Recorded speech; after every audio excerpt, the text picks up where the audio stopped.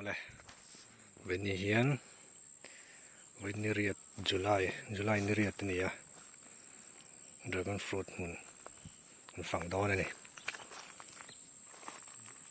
lâu nay bер ho hi ni kum ko phun thar chau ania aji ki pang kan lo ei chum deuh wangin le achi that lutuk lo wangin hei dawngin an thang thalawa tin tun kuma hian keng kol man lawa ni tha po engma ko pek man owang hian sorbok deuh ni mania kapaten lo sam fai man lo zoka he lama mi ho hi ni kum masa lockdown effect ni ber chu lockdown la ya ka phun kha ni ya ni achi thaboka sam fai lo le thapek lo pon ni de tiat no ni thaya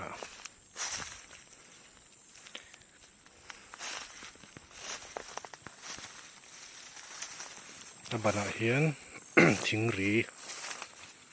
lian deuh to ari la kha kan zaya ti chuan motor ke trailer ke khon khoma rot atan tlang zong in ka kham phaya ti chuan chunga ka da eng hi thir man chuan asat lu to ka wangin a che thina chuan rubber hi kan hmang ania chu ti chung chuan hei an hmuangin ha ting lai chu an na tho ni chu ra thale me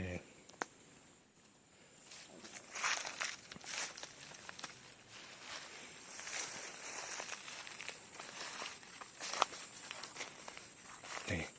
rubber kan hmang chung pon ain ba na lai chu asat wang ani deuh bera hi ngau hi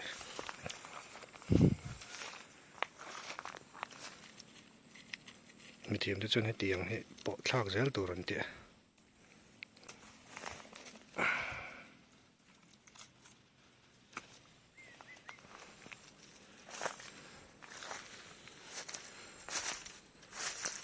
ni kuma po tlem ra to tung kuma hian hei rinain ra tam veng renga tem zong chu kan lo to a ra chun po ra thale a mani ka lo pei chu pum khat kha gram zariat chuang tlat mai ni ni lai chu hei no par chetlat mai ei tran kham khop to lo te pon yang e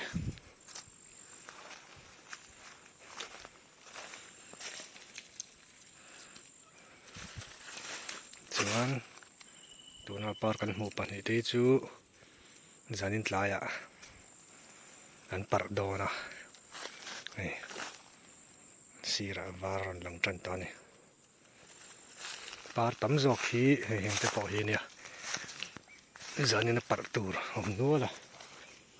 hi ve thung hi ni zana par ni hmel ani lo chuai tawh thunga pawh hi zanin a parang phei zeli la cái này thêm ra liền để về đâu lép tổ mà cứ tụm tiệt anh xuân liền về đậu to này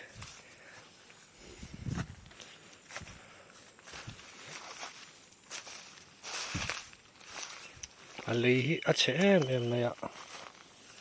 ngàn năm bọc không muốn lui burum liền là không muốn lui anh in sắc nó lại về tất cả ni vangin lấy tlang char râu la ya ka phuna ram dang a hi basa mun te thil dang mun ta na kan it si wang khan kan ui dewa a ban phun po hi a hau ta khop maya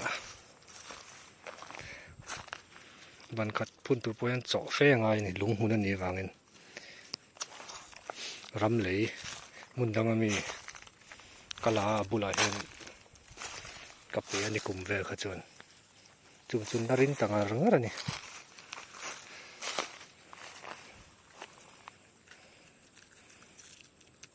en kol tra mani lang chuan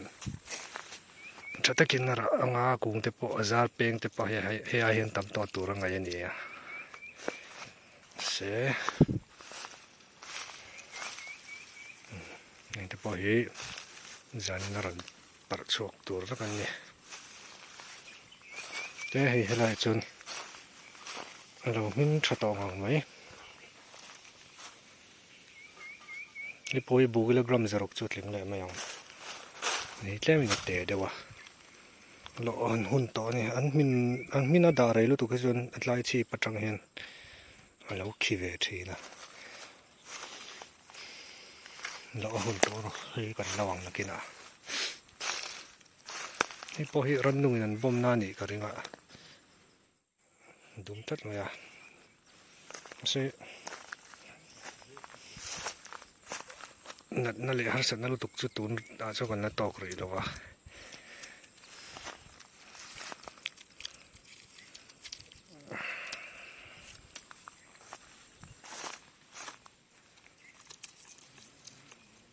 helai mun san zong hi meter tui pui zo la tanga te meter za sari vel ani ya ramlum lampang ani ro tui dong tha dragon fruit ina ngai tak nei o helai kan hmu hi kum level kalta to pa te an lo phun ani ya ma se en kolani lo wang le ni mina boreng awangin a tha thei lo ma se nung reng thung ta dragon fruit hi a fei em nun nei ti chon ban te kan phun saka tian a zan na tur te kan siam saka ti hian kum le loka ron ra ve le han me ni en kol hin theve em ma he mi len phei mi so ti ngai mi te po so vai ni la hey cái tí hiền là ốm rồi à mà mi hậu chưa en con lậu chuồn anh thi big lỗ à anh trăng xuống lên lỗ à anh hàng tập bỏ hi nó cùng lùn nó nè nó bul bốc azung chặt to viêu anh cái ringa ri to cùng đi cùng ngao lên đi to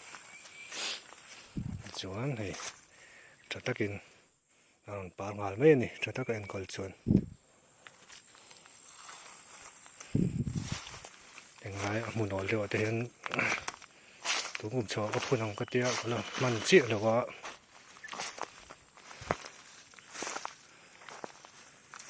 muốn làm về tỏi thế thì hoàn cần tiền làm tu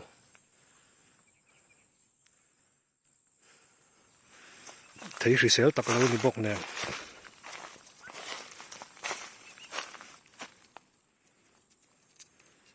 mà nia liền bụi cái lỗ nó khó helai hin in ka sia lai bor ve helai hi gram zariat atling ani chuan hei he chiang deuh lekin han ani la mor a hian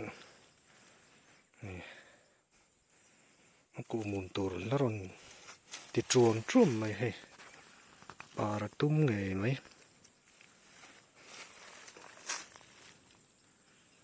pa na sa don ani hi po hi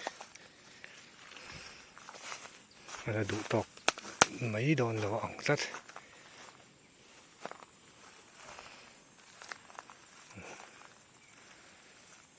ni sa khắp mà ya ni sa hi dragon fruit cho nghệ thùng xì à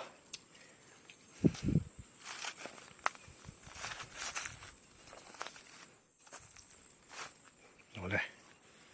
thì xong khá dragon fruit